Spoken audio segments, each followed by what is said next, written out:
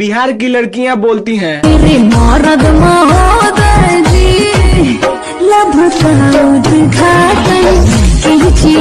और उसी बात पे बिहार के लड़के बोलते हैं जब जब छुआ कोहेलू की लड़का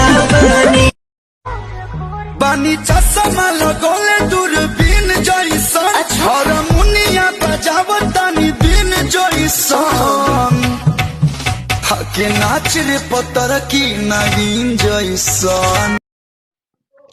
अरे हमार मेहरिया हमसे कहत रहल है कि हमरो ला एगो शायरी बोल द, तो हमहू कहनी ले सुन।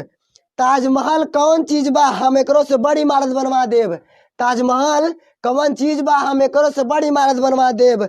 मुमताज तो मर के दफन भइले रहे, तो के ससुरी हम जिंदे दफना देब, तो के ससुरी हम जिंदे दफना देब।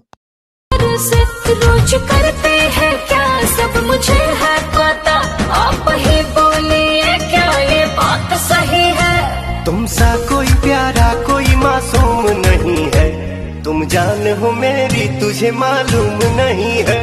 तुमसा कोई प्यारा कोई मासूम नहीं है, तुम जान हो मेरी। मैं रोता हूँ तो कभी रोने नहीं देती, कि मैं रोता हूँ तो कभी रोने नहीं देती, भूखे पेट कभी सोने नहीं देती। एक माँ ही तो है जो फिक्र जताती है, एक माँ ही तो है जो फिक्र जताती है। बिना बात के वो मुझे चाहती है, बिना बात के वो मुझे चाहती है। देखी ले रोज ही है गौर से और चौकर